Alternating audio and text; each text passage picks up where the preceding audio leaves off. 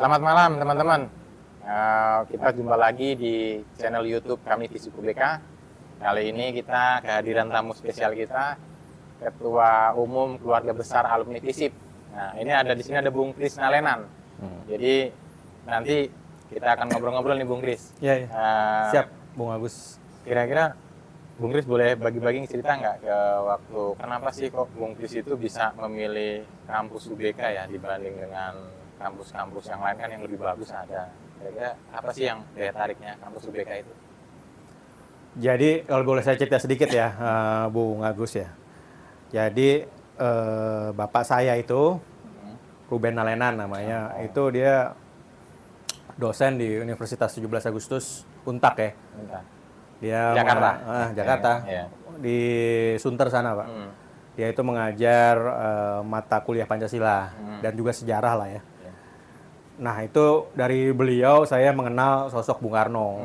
Di rumah itu buku-buku Bung Karno itu banyak sekali. Jadi yang tulisan Bung Karno atau cerita-cerita atau tulisan orang mengenai Bung Karno. Jadi sejak kecil, sejak saya SD atau bahkan sebelum itu ya, masih balita pun saya udah mengenal sosok Bung Karno.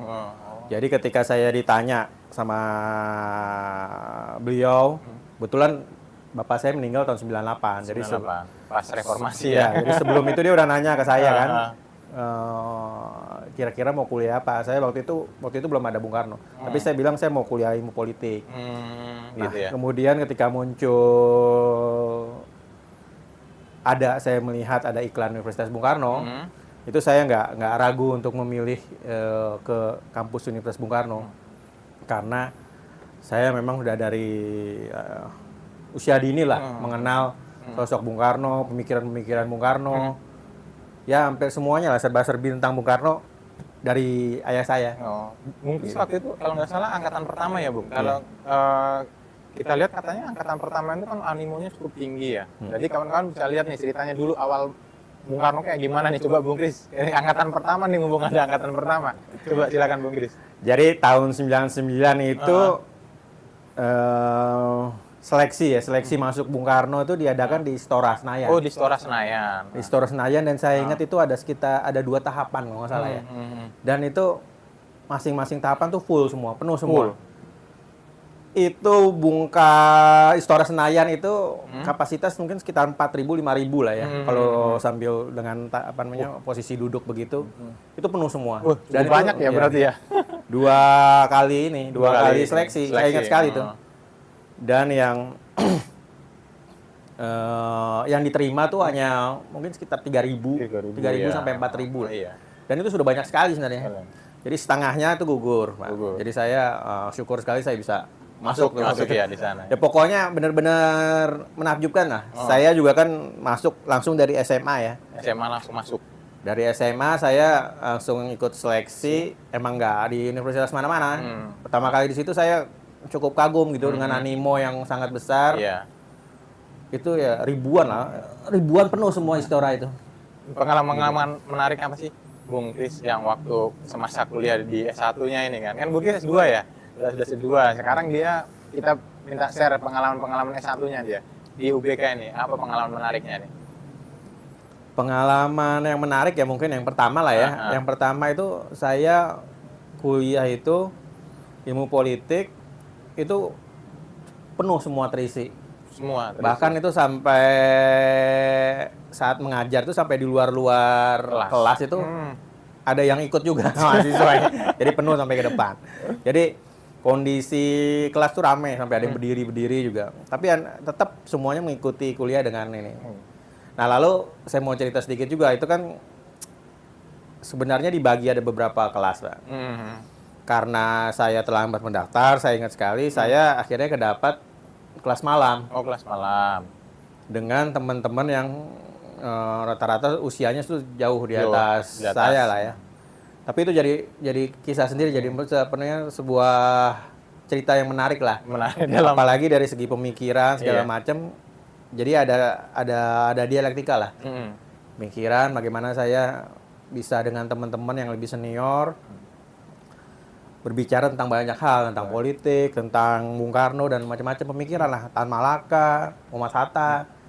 dari spektrum kiri sampai spektrum kanan. Nah. Kan dulu itu kan kalau era 99 itu kan animo politik juga masih hangat ya. Kira-kira Bung Kris bisa melihat nggak situasi saat itu kan UBK dengan platform politiknya sebagai Soekarnois, terus situasi juga habis reformasi. Kira-kira Bung Kris ada nggak yang kita bisa dengar gitu? Artinya kita tahu bagaimana sih keberadaan Bung Karno itu terhadap lingkungan waktu itu, situasi politiknya. Demo-demo, ya. Atau pernah demo atau gimana gitu kan.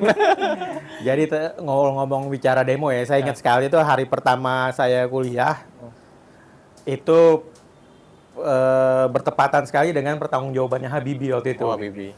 Yeah. Jadi sidang MPR, tanggung jawabannya Habibie, itu langsung kita diajak ke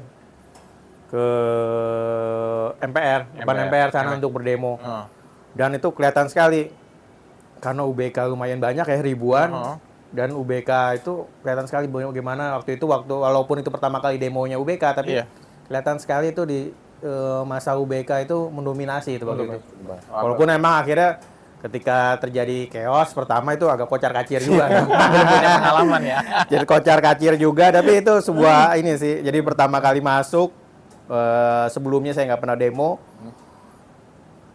langsung diajak ke DPR untuk pertanggungjawabannya Habibie. Habibie ya. Dan ya kita tahu semua ceritanya bagaimana akhirnya itu pertanggungjawabannya kan ditolak. Iya.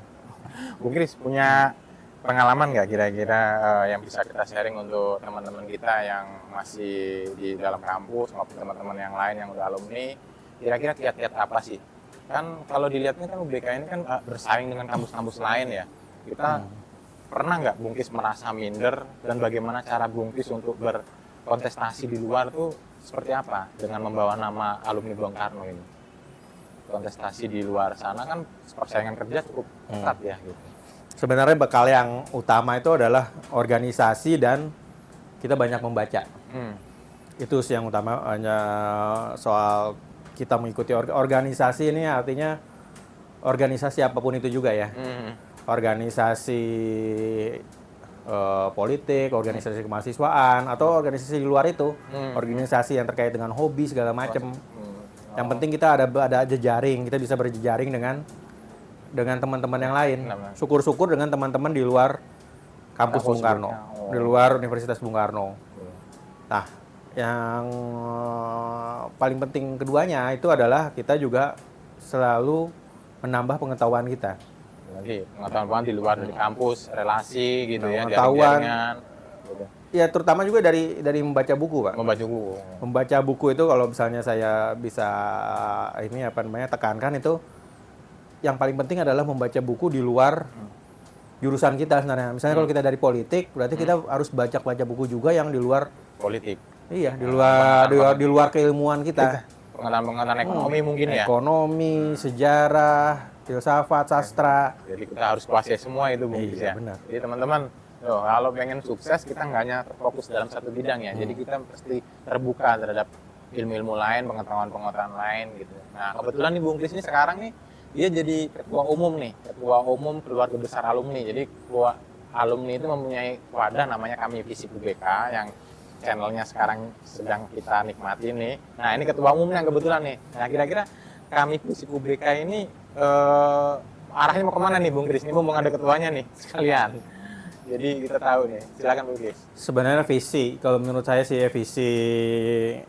visi organisasi alumni itu adalah sebenarnya bagaimana membawa alumni maupun ya seluruhnya lah ya, aktivitas UBK itu bisa menjadi apa ya namanya ya, bisa membangun jejaring ya. Membangun jejaring dan juga bisa membawa nama besar Bung Karno di luar kampus. Luar kampus. Nah, kalau saya lihat selama ini ya, sebelum ini sudah ada. Agus mungkin Bung Agus mungkin tahu ya. Sebelum ini sudah ada lah ya organisasi kemahasiswaan, baik itu di tingkat di tingkat FISIP, di tingkat fakultas maupun di tingkat universitas. Tapi menurut saya itu kurang dikelola secara profesional. Ya. Saya sendiri juga ada di kami keluarga besar alumni universitas sebagai wakil ketua umum. Sebagai wakil ketua umum. Nah, sebenarnya yang saya usahakan adalah bagaimana membangun organisasi yang profesional. Organisasi yang profesional, alumni yang profesional itu bagaimana? Menurut saya, yang pertama dia harus mempunyai database alumni semuanya itu harus punya. Nah, kemudian yang lanjutnya adalah bagaimana kita membangun jejaring itu. Dari data-data itu bagaimana jejaring itu bisa dibangun. Nah, saya itu sering sekali mendapatkan bukan keluhan tapi mendapatkan informasi kalau alumni UBK tuh banyak di luar yang berjuang sendiri. Gitu ya. Ini yang sebenarnya saya visi dari kami FISIP atau keluarga alumni yang saya pimpin adalah sebenarnya bagaimana kita bisa berjuang bersama-sama. Setelah lulus dari kampus itu kita tidak sendirian. Jadi kita punya wadah gitu ya. Di kancah Chandra di muka itu kita nggak sendirian. Tapi kita ada teman-teman, ada sahabat-sahabat yang juga akan mendorong satu persatu. Jadi kita itu visinya keluarga besar alumni FISIP UBK itu.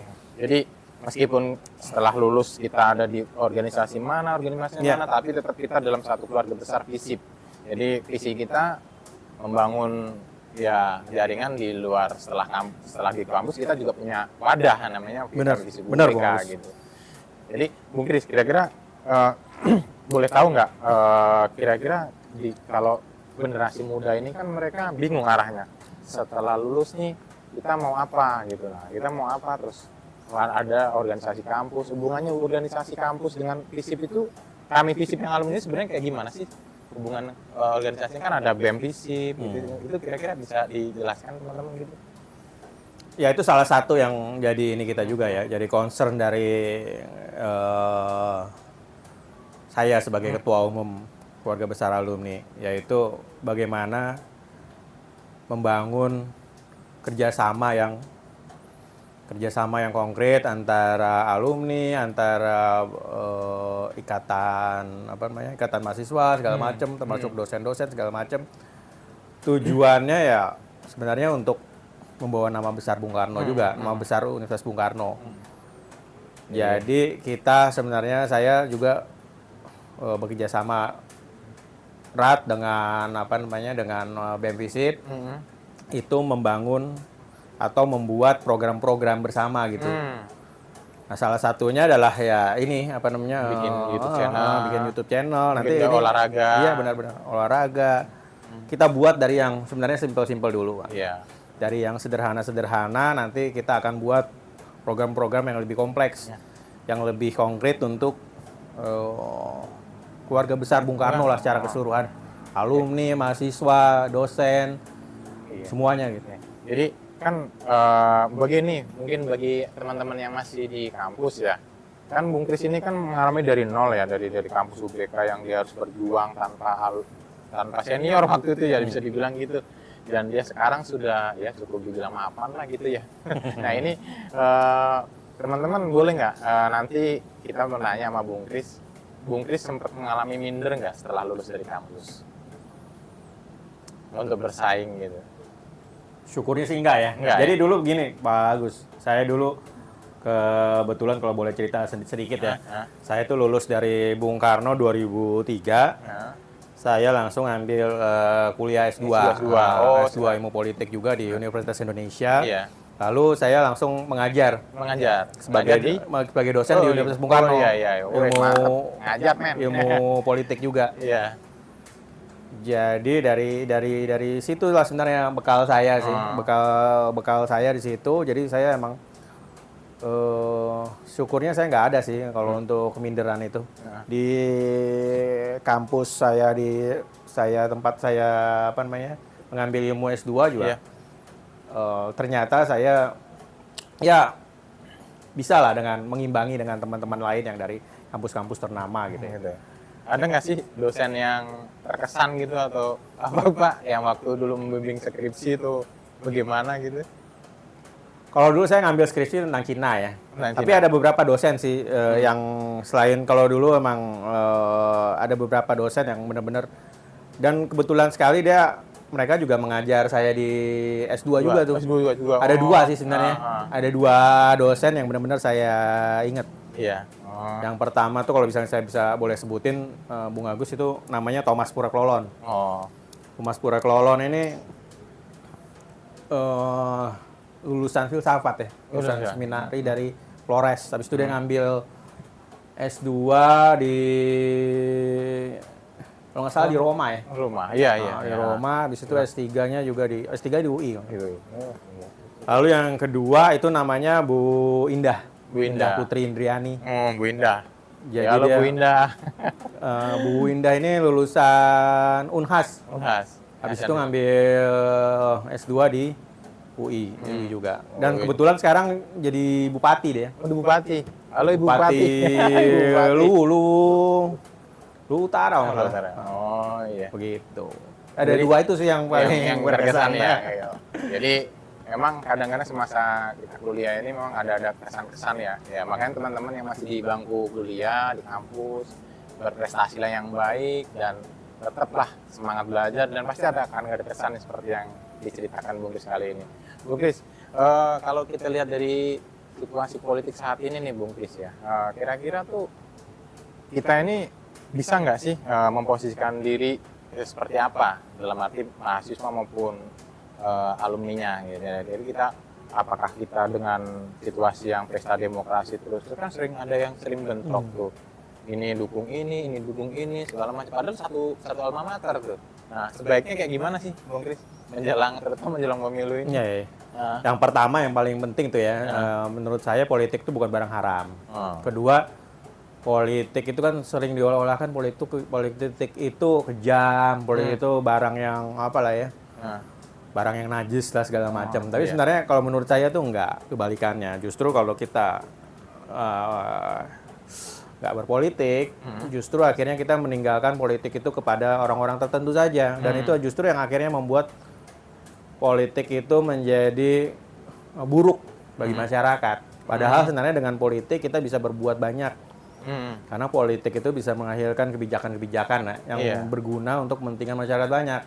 Jadi saya ingin mengutip filosof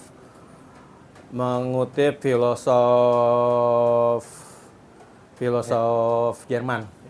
Dari Jerman. Salah satu orang filosof Jerman, dia mengatakan bahwa politik itu adalah seni untuk berbuat kebaikan.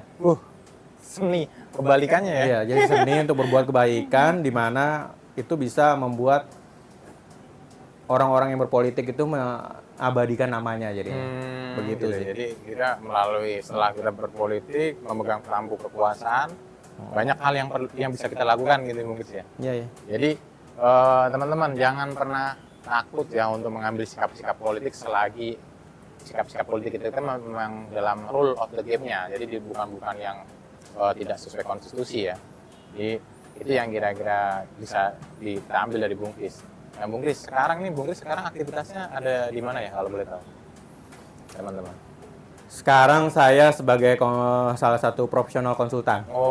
Mantap. Sebagai profesional konsultan di bidang pertambangan, di bidang macam-macam lah. Macam-macam ya. Jadi emang latar belakang saya sebenarnya kan awalnya itu saya setelah jadi dosen saya bekerja sebagai pengamat, bukan sebagai pengamat, sebagai peneliti kepemiluan. Di Jaringan Pendidikan Pemilih untuk Rakyat, JPR. Habis itu saya juga pernah di LSM Sigma, Sinergi Masyarakat untuk Demokrasi Indonesia. Mungkin teman-teman kenal Sigma ya. Gitu. Lalu setelah itu saya bekerja sebagai profesional di perusahaan pertambangan, Indika Energy. Iya, perusahaan gede men. Mantap men. Setelah itu pernah di perusahaan security juga, perusahaan security. Habis itu baru berlanjut sekarang sebagai konsultan profesional konsultan lah. Sekarang dimulai dari bawah nih teman-teman ya. Semangat Bung Kris. Akhirnya sekarang udah sampai pada kondisi yang lebih baik ya kan. Dan kayaknya sih sudah cukup keren juga sih posisinya. Jadi kalau yang mau ngobrol-ngobrol sama Bung Kris, teman-teman silahkan hubungi Bung Kris sendiri ya. Sama kameramen mungkin yang menghubunginya. Jadi kita bisa ngobrol-ngobrol santai, diundang orangnya enak kok ini Bung Kris. Kalau ada teman-teman ngobrol boleh ya Bung Kris ya. Saya sih pengennya nanti ini berlanjut nih podcastnya. Nanti saya undang mungkin Bung Agus, juga ada apa namanya Bung Woko itu ke rumah saya untuk kita bicara soal buku-buku. Wes, terima kasih nih. Beda buku men, beda buku nanti kita buku-buku di rumah saya. Nah, coba kita korek nih. Filsafat politik ya. Filsafat politik, hukum semuanya lah. Sastra, wes sastra. Khalil Gibran men, Khalil Gibran. Oke lah. Jadi ini untuk Bung Kris kita ambil di sesi segmennya di sekarang. Untuk sesi keduanya coba kita tunggu. Kita akan bedah buku apa. Yang penting buku-buku yang bisa bikin kita semangat gitu. Jadi oke teman-teman, kita cukupkan untuk podcast sesi kedua ini, yang edisi kedua bersama Bung Krisna Lenan, yang Ketua Umum Keluarga Besar FISIP UBK. Dan kita akan berjumpa kembali di bagian kedua. Kita coba untuk bedah buku dengan Bung Kris. Kayaknya diskusinya akan lebih tajam Bung Kris ya di sana ya. Coba nanti saya gali lah, kita bicara politik atau filsafat biar bisa sharing sama teman-teman. Baik kawan-kawan, kita cukupkan podcast kita hari ini. Tetap semangat untuk belajar. Oke, see you, sampai ketemu. Gotta find my soul. I've lost my faith in this broken system.